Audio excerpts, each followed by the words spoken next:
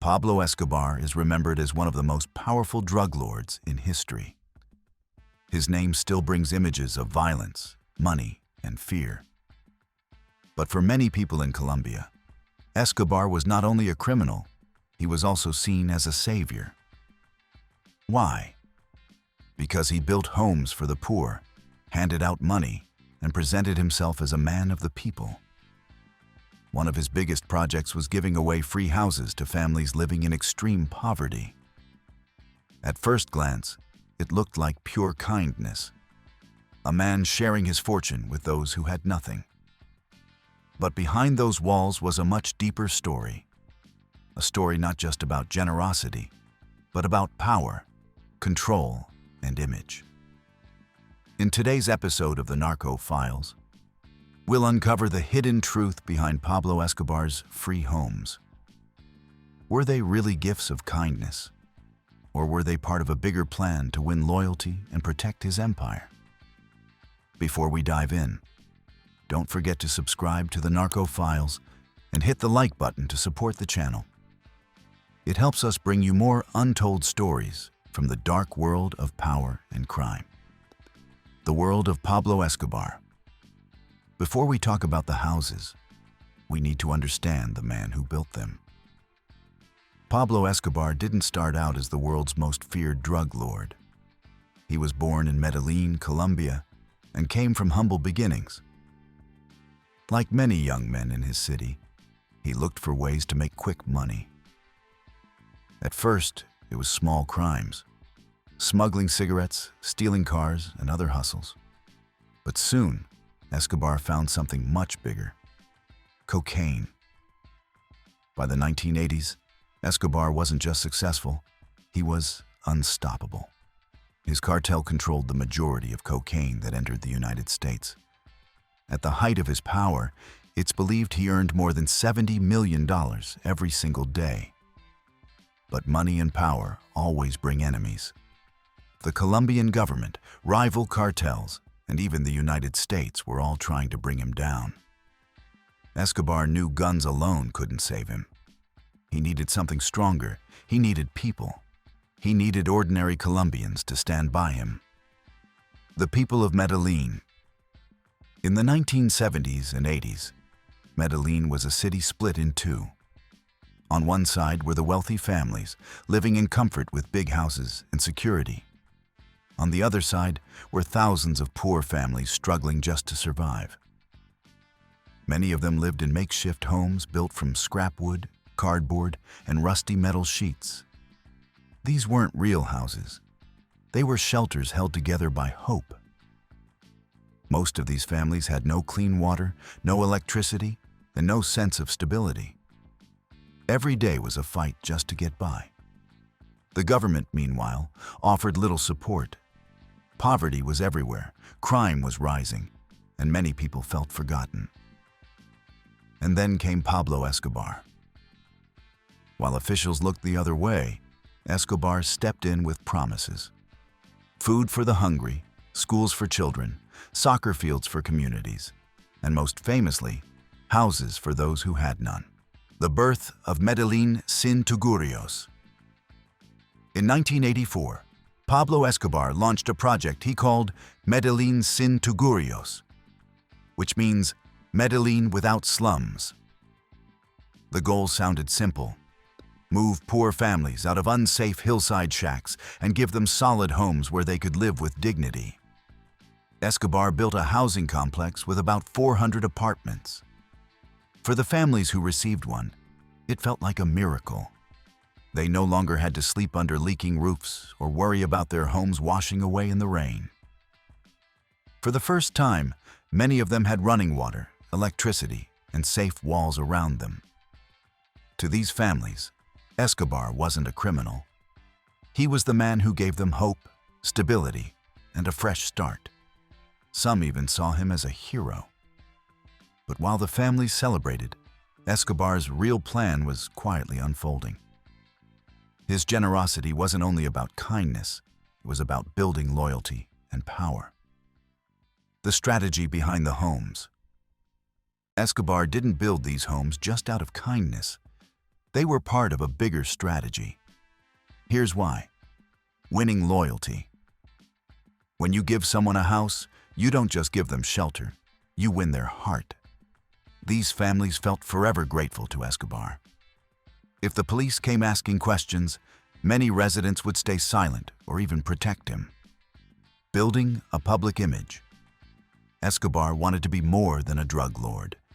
He wanted to be seen as a leader, even a politician. The homes gave him the image of a man who cared about the poor, a Robin Hood figure who gave back what the rich had ignored. 3. Creating a shield. By building communities that loved him, Escobar created a human shield. If the government tried to attack him, they risked angering ordinary citizens who benefited from his kindness. In other words, the houses were not just gifts. They were investments in power. Escobar, the politician. To really understand why Pablo Escobar built homes, we need to look at his political dreams. In the early 1980s, Escobar did something no one expected. He ran for a seat in Colombia's Congress, and surprisingly, he won. For a short moment, Escobar wasn't just the boss of a cartel. He was a politician with real power. The houses he gave away became more than just buildings. They were proof he could deliver what the government failed to provide. Families with safe roofs over their heads stood as living examples of his promise. I care for the poor when the state does not. But Escobar's political career didn't last long. Once the truth about his criminal empire came to light, he was pushed out of Congress. Still, the homes remained, standing as a symbol of how he tried to mix crime with politics, and almost succeeded. Life in Escobar's homes. For the families who moved into Escobar's apartments, life completely changed. For the first time, they had running water, steady electricity, and strong walls that kept them safe. Children could finally sleep without fear, and parents felt proud to have a real home. Many were grateful, seeing Escobar as the man who gave them hope when no one else cared. Even today, some defend his memory because of those homes. But this gift carried a cost. Living there meant being linked to Escobar. These neighborhoods were often watched with suspicion, and residents risked being caught in the cartel wars. The dark side of Escobar's generosity. On the outside, Escobar's housing project looked like pure kindness. Families in Medellin finally had real homes, and it seemed like an act of generosity. But the truth is harder to face. All that money came from pain, drug trafficking, violence, and countless broken lives. For every apartment he built, there were families in the United States and beyond losing loved ones to addiction. For every soccer field or school he funded, there were also bombs, murders, and massacres ordered by his cartel. Escobar's gifts were real, but they were built on blood money that carried a heavy price. The psychological power of gifts. Escobar's homes show us something powerful about human psychology. When someone helps during our hardest moments, we naturally feel loyalty. Gratitude creates a bond that is not easy to break, even if that person is dangerous. Escobar understood this better than most. He knew that a home was more than just bricks and cement. It represented safety, family, and dignity. By giving poor families a place to live, he didn't just solve their housing problem, he won their hearts. With those gifts, he created loyalty that no weapon could force, turning kindness into one of his strongest tools of control. A city divided. Escobar's homes created a deep divide in Medellin. For the poor, he was seen as a savior who gave them hope and dignity. But for the wealthy and the government, he was nothing more than a criminal bringing shame to the country. This split in opinion made it difficult to unite people against him. Some hated him, others defended him. And that balance kept Escobar powerful. The fall of Escobar. Despite his gifts to the poor, Escobar could never escape the violent world he built. By the early 1990s, the Colombian government, backed by the United States, launched a massive hunt to bring him down. Rival cartels also turned against him. In 1993, Escobar was killed on a rooftop in Medellin. His death closed one of Colombia's darkest chapters. Yet his housing projects remained, a lasting reminder of both his generosity and the bloody price of his empire. What happened to the homes? Many of Escobar's apartments still stand today, with families living in them decades after his death. For some, these homes symbolize hope and a better life. For others, they are a reminder of the dark past, proof of how Escobar blended kindness with cruelty, generosity with violence, and charity with the bloodshed that marked his empire. Lessons from Escobar's generosity. Escobar's homes leave behind powerful lessons. Kindness can sometimes hide power plays, and what looks like charity may be part of a larger plan. His gifts built loyalty that even fear couldn't match. But short-term benefits never erased long-term pain. While some families gained shelter, countless others suffered from the violence and addiction his empire spread. The legacy of Escobar's free homes.